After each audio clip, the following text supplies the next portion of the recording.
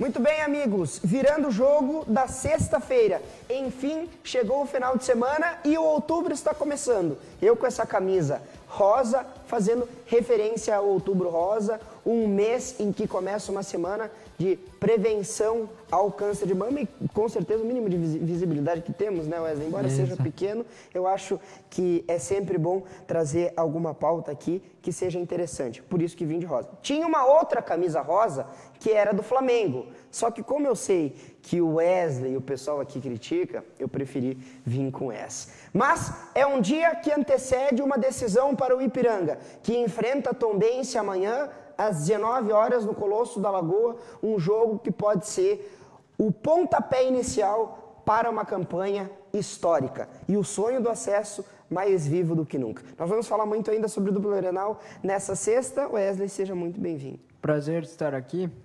Amanhã é dia do Ipiranga matar a primeira cobra de 6, né, Eric?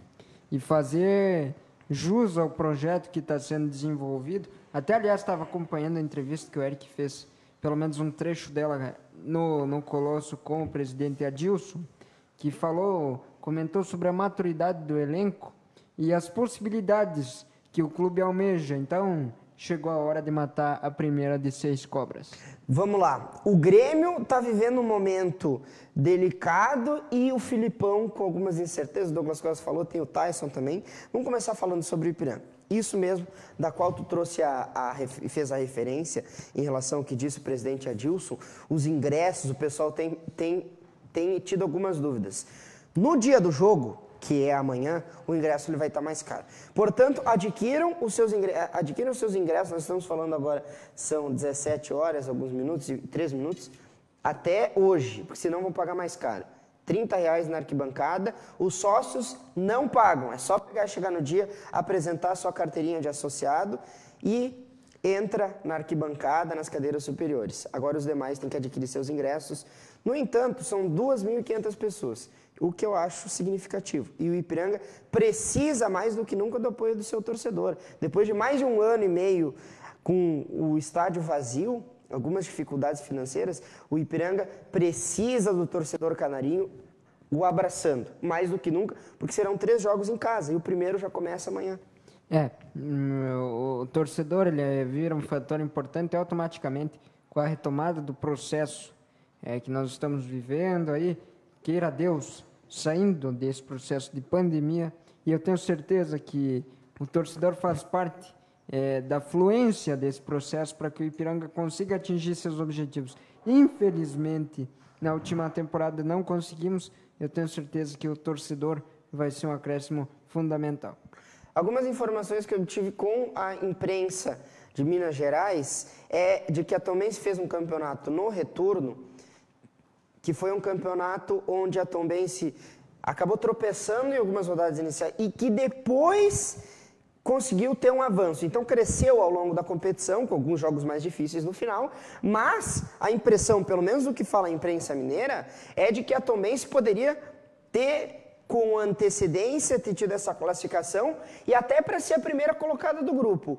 Ou seja, e perdeu ainda alguns jogadores, o Daniel Amorim que foi para o Vasco, João Paulo, Matheus Lopes, ganhou alguns reforços, mas a Tombense, pelo menos isso é a informação da imprensa mineira, é de que a Tombense vem para fazer um jogo para vencer.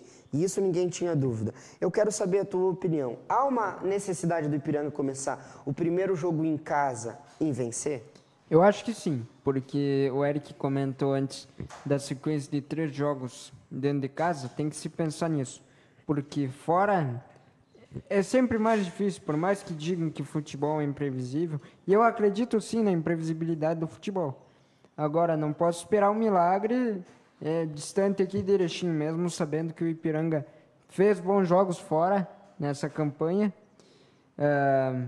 visto vitórias com apresentações interessantíssimas. Agora, eu como conhecedor de futebol, na minha percepção, tem que se fazer o resultado em casa, porque depois esperar fora aí é milagre. Bom, vamos falar sobre dupla Grenal, porque se falou muito sobre o Ipiranga nessa semana e se falou pouco sobre o dupla Grenal. Wesley, eu vou começar falando sobre o Internacional. Vamos começar com o Internacional. Sabe por quê? Porque no meio de semana nós tivemos as decisões da semifinal da Copa Libertadores da América. Eu até fiz uma provocação para o Wesley. Nós falamos muito sobre o Cuca aqui e a minha torcida era para o Palmeiras. Pois bem, o Palmeiras foi fazer um jogo no Mineirão, um jogo equilibrado, e todo mundo já dava como certa classificação no Galo Mineiro. E o Palmeiras, numa estratégia, com o Abel Ferreira colocando uma linha com 3 zagueiros, bem defensivamente, arrancou um empatezinho, com gols que deu a vantagem no gol marcado fora de casa para o Palmeiras, que está pelo seu 2º ano consecutivo na final da Libertadores e vai enfrentar nada mais, nada menos do que o Flamengo do senhor Renato Portaluppi. Eu quero dizer aqui, deixar aqui as minhas mais sinceras lamentações ao torcedor do Galo, que eu vi nas redes sociais na última semana, que adquiriu toda a linha de uniformes de camisas do elenco do Atlético por ter a certeza hipotética de que o Atlético faria história e seria campeão da Libertadores. Pois bem, é uma pena. Vamos ver agora o estudioso do Pastel de Belém contra o espertalhão da praia, né? Vamos ver o que vai acontecer. Certamente vai ser um jogo atrativo. Quero destacar aqui que Palmeiras e Flamengo são os protagonistas do futebol brasileiro nos últimos anos. Por quê? O Flamengo foi campeão brasileiro aí nas últimas 2 oportunidades. Bicampeão brasileiro. Campeão da Libertadores em 2019, com outro português espertalhão aí. Agora, e o Palmeiras que vem bem também, chegando em decisões, empilhando taças, né? Vale lembrar que o mesmo Palmeiras foi campeão brasileiro em 2016 com este Cuca, que deu adeus à Libertadores. É uma pena, né? Enfim, eu também estava torcendo para o Palmeiras. Acredito que seja um processo natural. E agora a gente vai ver quem vai se dar melhor. Se é aquele que acredita que, o mundo é dos espertos, como ele dizia aqui há um tempo atrás, ou se o senhor do Pastel de Belém vai saber jogar bola. É isso. O Palmeiras é atual campeão da Copa do Brasil. Ganha o segundo lugar. Atual campeão da Libertadores. E vai pegar um Flamengo que vive um momento, assim, muito bom. Um momento ímpar, que, aliás, vale lembrar... E o Renato Portaluppi está fazendo história, né? Então, tu tá o Renato Portaluppi, que o Eric diz aqui... Ele está fazendo história, né? Mais uma vez, um gaúcho numa final de Libertadores também. Perdeu 2 jogos, emblematicamente, para 2 equipes do Rio Grande do Sul. Então, aqui, eu prego respeito ao futebol gaúcho. E vamos ver se o Renato é tudo isso mesmo. Um jogo só, tudo muito indefinido. Eu não sei para quem que eu vou torcer. Assim, é aquilo que eu falava, né, na quinta-feira. Existe uma prateleira dos grandes times da Copa Libertadores da América, dos maiores vencedores, com o São Paulo, o Santos e o Grêmio, que são tricampeões. Logo depois, o Internacional, o Cruzeiro, o Flamengo, o Palmeiras, e um deles avança. Sobe de prateleira, sabe né? Sabe o que eu vou dizer, Eric? Já viu o porco fazer escalada? Pelo que parece é isso. Eu acho... Tu tá torcendo pro Palmeiras, Eu então. acredito que a América terá um porco como tricampeão nesta edição da Libertadores. Eu torço para que o porco consiga concluir o rapel, né? Chegar no ponto mais alto da América e consolidar o trabalho do senhor Abel Ferreira. E é mais algo histórico, porque a imprensa paulista falava até há momentos que antecediam a partida, porque acho que até mesmo tinha-se essa discussão internamente, falando dentro do estado de São Paulo, de que o Palmeiras vinha com uma grande desvantagem.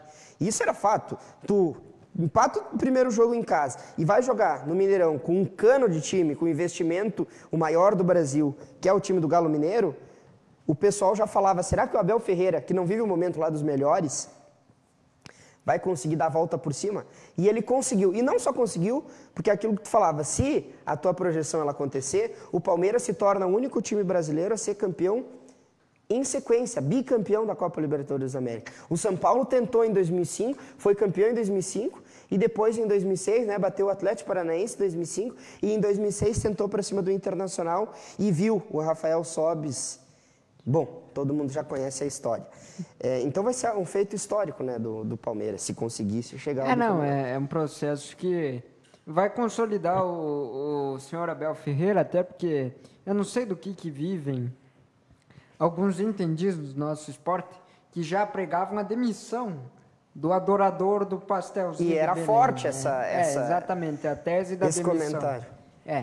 Agora, comentando na questão do Internacional. O Internacional chega para enfrentar um Atlético tonto, né? O Galo tomou, o Abel Ferreira deu cachaça pro Galo, Eric, o Galo tá tonto. Se o Internacional quiser alguma coisa, é hora de liquidar o Galo e fazer o processo para ficar um pouco mais próximo da parte de cima da tabela. É bom falar dessa introdução que nós falamos em relação à Copa Libertadores, porque nós podemos ter uma sequência com um Flamengo ou Palmeiras, um deles deve ser campeão da Libertadores e abrindo uma vaga. Certamente será, né? Não tem outra opção. E na Copa do Brasil eu também vejo que é dificilmente, a menos que tenha uma surpresa, né, uma grande zebra para Flamengo, o Atlético Mineiro não ser um deles campeão da Copa do Brasil. Então só aí abririam 2 vagas. E temos ter mais uma possibilidade com um campeão da Copa Sul-Americana, se for um brasileiro. Que chega o Bragantino, né? O Bragantino, dito por muitos como, inclusive por mim, por muito tempo, como um azarão, é finalista da Copa Sul-Americana. E tu tá torcendo pro Bragantino? Eu não aderi simpatia por nenhum dos clubes que está na final, seja ele o Atlético do Paraná, tanto quanto o Bragantino. Pois é, então, abrindo um G9, a chance do Internacional conseguir uma vaga até direta para a Libertadores, ela é muito grande. Então, assim, só que eu acho que o Inter, olha, ao menos que consiga repetir um desempenho impecável, como foi contra o Flamengo, essa é a tendência, é que o Inter perca para o Atlético Mineiro, isso ainda mais porque joga fora de casa. Mas, no futebol, tudo pode acontecer. E o Patrick, aquela dúvida que se tinha, ele deve permanecer no time titular. É uma tese complicada, porque eu estava acompanhando hoje os relacionados do Internacional. Eu não sei o que acontece, porque o Moisés, Eric, ele deve ter parte dentro do estádio Beira-Rio, ele comprou algum camarote ou fez alguma coisa. Porque o Paulo Vitor, que deu amostras muito positivas contra um Bahia em casa, misteriosamente foi sacado do time. Eu sou defensor do senhor Diego Arbol Aguirre. Agora, tem coisas que não dá para entender.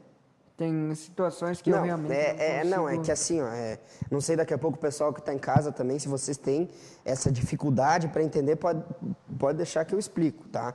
O Moisés, aquilo que eu falei ao meio-dia, o Moisés é um jogador que defensivamente ele é muito bom. Ele deixa alguns espaços, mas por quê? Porque o ataque do Internacional, de um lado ou de outro, o Patrick tem deixado a desejar. E se tu tem um corredor que fica o jogador lá na frente, que é o Patrick, e o Moisés, se o Patrick não marca ninguém, o Moisés com certeza vai ter uma desvantagem.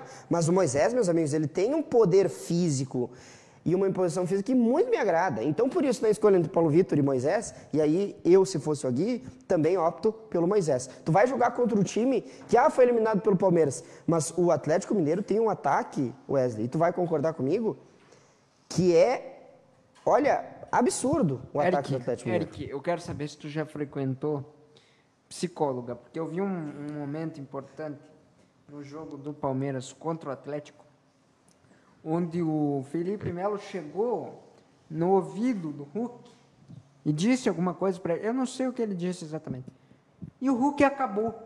O Hulk cessou.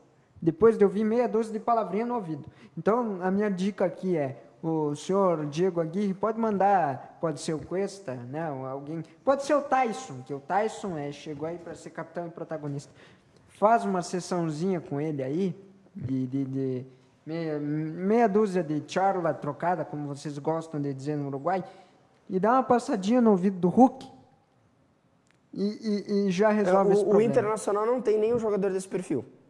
Não, nem o mesmo Tyson tem esse perfil. Tu acha que o Tyson, então, não tem condições, por exemplo, de pressionar uma arbitragem? Não, eu acho que sim. Não foi isso que eu falei. Eu acho que da questão do intimidar o adversário, o Tyson é muito mais jogador que o Felipe Melo. É que são posições completamente diferentes. Não, eu só estou falando da questão psicológica do Hulk, porque Me diga um jogador que vai poder desestabilizar o Hulk. Tu acha que o Tyson vai chegar no ouvido do Hulk e vai falar, porque tu não... O Felipe Melo, e isso é uma das virtudes do Felipe Melo, muito criticado por alguns, desde quando ele surgiu, depois foi jogar no futebol italiano lá, ele tem esse perfil. Se deixar a mãe dele na frente dele, ele vai bater. E o Internacional não tem esse perfil. Aliás, eu tô para dizer... não, assim, tem esse perfil sim, tá? Eu vou corrigir a informação. Gabriel Mercado é o nome para fazer isso. O Mercado é reserva do Heitor, é reserva do Saravia. Aquela vez que ele entrou na lateral direita, ele não jogou porcaria nenhuma. Tu acha que o Aguirre tu vai botar numa prova de fogo contra o Galo Mineiro no Mineirão, tu vai botar o Gabriel Mercado. Dá 20 minutos e vai ser expulso. Uma coisa é tu jogar com um pouco mais de vontade. Outra coisa é tu ir lá fazer uma lambança. Eu tô falando que se tu quer um jogador com um perfil mais agressivo, tá aí esse jogador. Mas se não jogar, não adianta. Entendeu? Não, eu tô dizendo o quê? O Gabriel Mercado veio de um futebol do Catar, que lá não sei nem se existe bola redonda no Catar. Então, assim, é difícil, né, falar sobre isso. Agora... Onde é que jogava o Tyson? Tyson jogou na Ucrânia.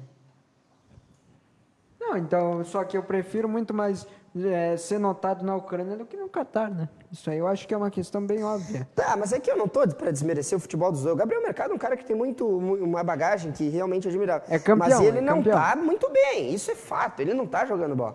Só que se não for colocado para jogar, nunca vamos saber se tá bem, assim, não. Essa é uma tese que eu não sei por que eu entrei na discussão, porque assim, se eu me perguntar, qual que tu prefere, Paulo Vitor ou Moisés? Eu acho que eu prefiro Paulo Vitor. Exato.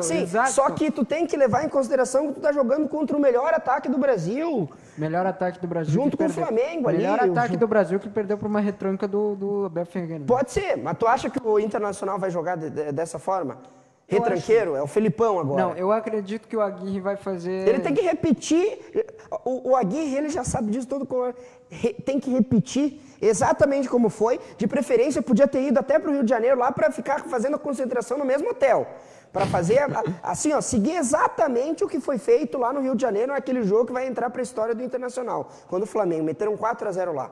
E o Inter tem que repetir exatamente a mesma estratégia, a mesma escalação, os mesmos jogadores, porque senão a tendência é que o Inter perca para o Atlético Mineiro. Tem que jogar numa postura mais defensiva, esperando contra-ataque, e na hora que tiver a oportunidade tem que jogar ela para dentro. Foi assim contra o Flamengo, quando teve 5 chutes no gol e 4 dentro da rede. Então é isso aí.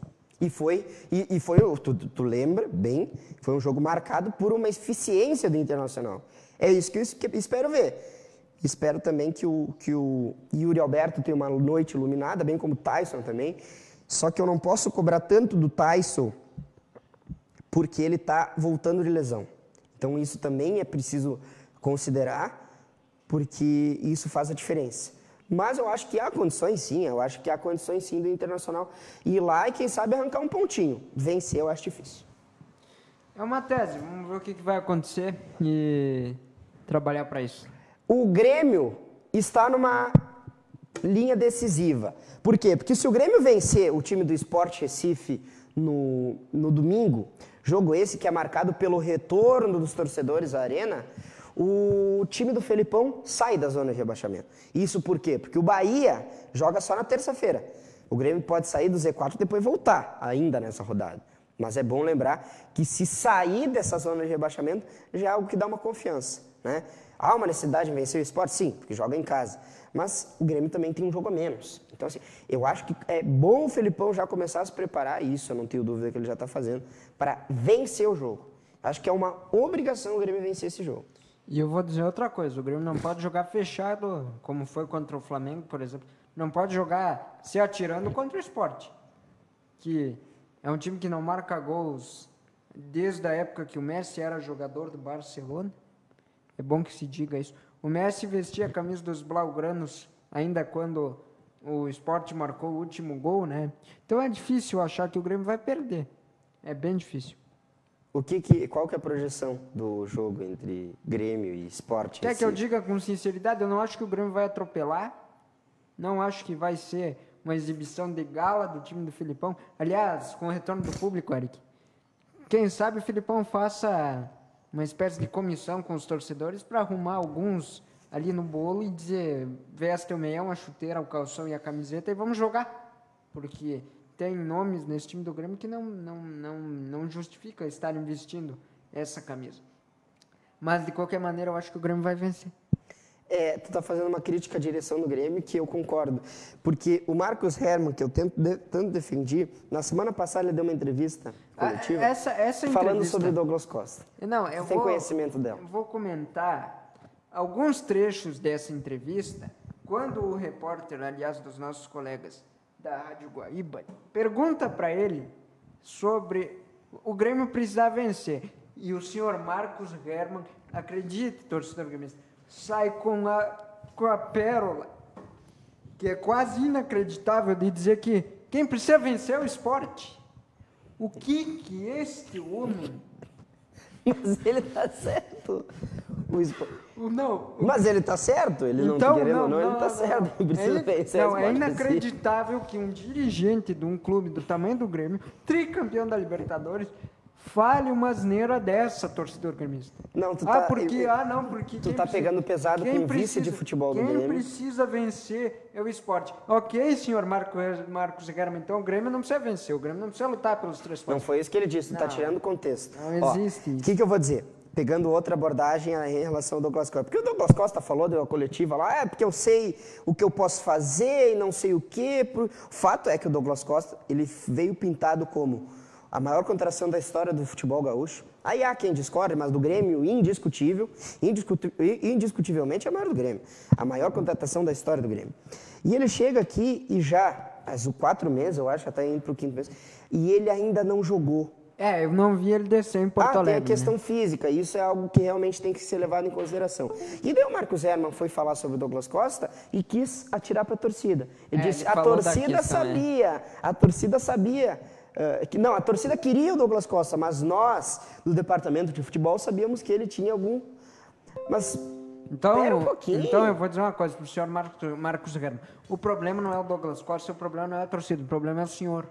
Está na hora do senhor pedir para ir embora. Eu não acho que apenas tu trazer toda a responsabilidade para o nome do Marcos Hermann é algo injusto, tá? Primeiro ponto. Segundo, o departamento de futebol do Grêmio errou, a direção do Grêmio errou, e muito. O próprio Campaz, e aí eu quero fazer essa pergunta. O que acontece com o Campaz? Há uma crítica, agora há pouco teve o Pedro Ernesto aí da Rádio Gaúcha que disse que o Campaz que tem que voltar para o Grêmio. Tem que ser devolvido. Só que o pessoal, a torcida do Grêmio aí tem que, e assim, eu vou concordar com o Pedro Ernesto, não no sentido de mandar ele para... Mas essa coisa, ela é muito comum no futebol, quando tu pega algum bastidor e tu vai esmiuçar. O cara joga muito bem quando está na frente. Se não marca ninguém, meu amigo, pode ser até o Messi.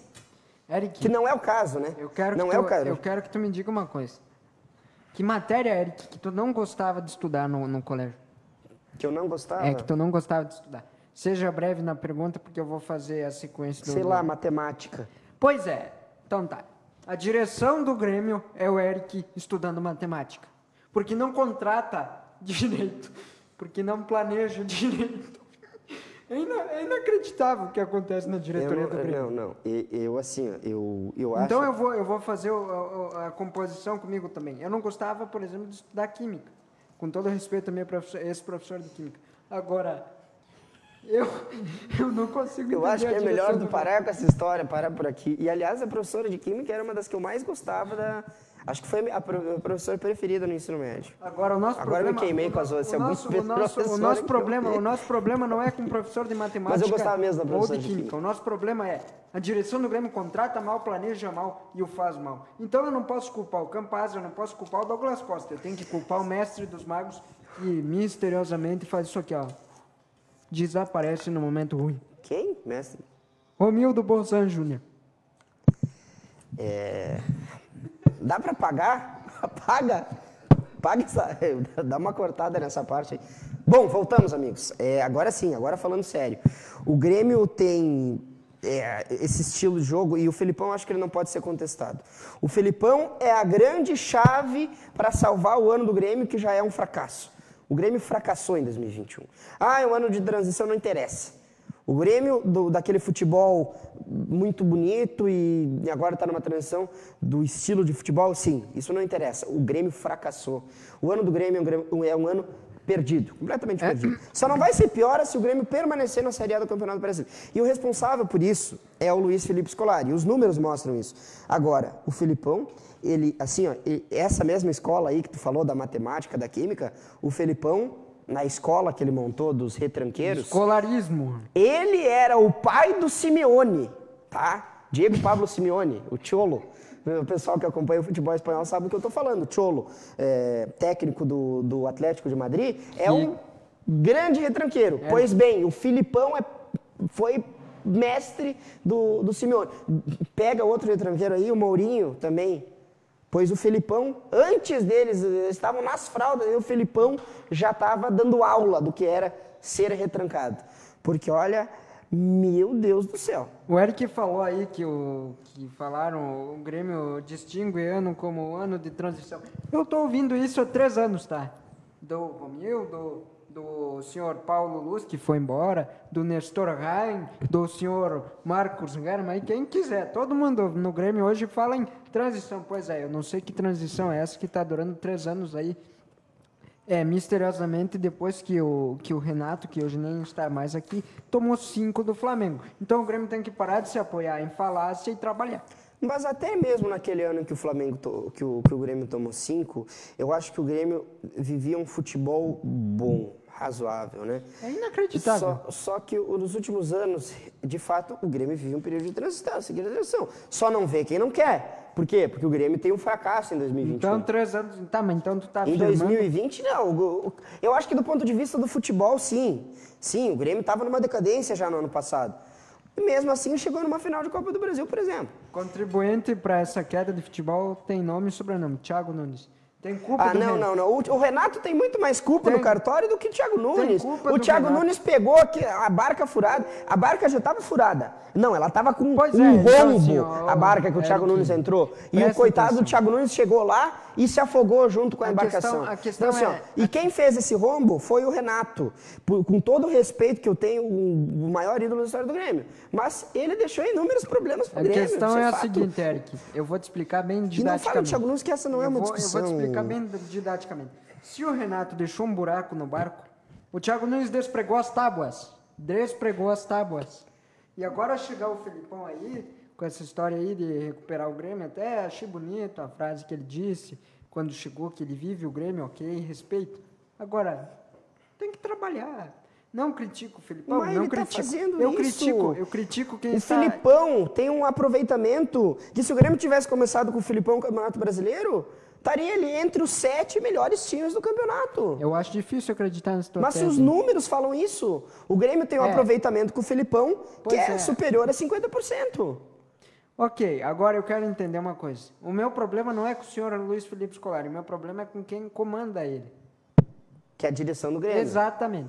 E eu acho que até é fraca e que é omissa. E se mostrou omisso, se mostrou passivo em alguns momentos. É hora do presidente Romildo Bolzan se posicionar com mais frequência. Porém, eu acho que o Grêmio, a pior fase eu acho que já passou, eu sou bem sincero. Eu acho que o Grêmio está caminhando já, e nós vimos isso contra o próprio Flamengo naquele jogo do 1-0, depois faz um jogo ridículo, como foi com o Atlético Paranaense, mas o Grêmio está dando alguns indicativos de que o Grêmio pode sair dessa situação terrível. O torcedor gremista pode não gostar, muita gente concorda e muita gente vai discordar do que eu vou dizer. O Eric não vai lembrar, ou possivelmente vai lembrar também. Marcos Herman disse em coletiva após o jogo contra o América Mineiro que o Grêmio empatou em casa. Em setembro estaremos fora da zona de rebaixamento. Estamos entrando em outubro e o Grêmio ainda não saiu. Eu não consigo ver resultado no trabalho específico desse senhor. E muito menos do senhor Romildo Bolzan, que surfar na onda do campeão, todo mundo quer, até eu ia. Agora, surfar na onda que está em baixa, aí é difícil. Tem um comunicador que tu gosta muito, que eu sei, que diz que o Douglas Costa em campo, ele é um ursinho de pelúcia. Eu não sei de quem tá, não me comenta, assim, não tenho lembrança nenhuma. Mas eu não vou... Ele diz que na rede social é um leão e em campo é um ursinho de pelúcia. É Alex Bagé, Rádio Gaúcha. Ex-Rádio Bandeirantes. Bom, aí a responsabilidade é dele, né? Eu como estudante... Tu concorda? Eu acho que o Douglas Costa tem que se preocupar em recuperar a forma física e menos com rede social, é isso que eu acho. E eu acho que também os próprios jogadores do Internacional, né? Fotinho lá, Heitor e eu não entendi, nós já estamos com o nosso tempo limitado. O que aconteceu com o Heitor, que não foi relacionado pro jogo? Ninguém sabe. Eu gosto do Heitor, tá? Eu vou continuar sendo um defensor do trabalho dele. Não sei, isso é coisa do técnico Diego Aguirre e da comissão técnica do Internacional. Desejamos boa sorte para o Inter e também para o Grêmio e mais ainda para o Ipiranga. Wesley, vamos seguir trabalhando, é um prazer estar aqui. E com críticas ou sem críticas, a quem quer que seja, seguiremos em frente. Vamos juntos para mais um mês de outubro que seja abençoado. Um ótimo final de semana para todos.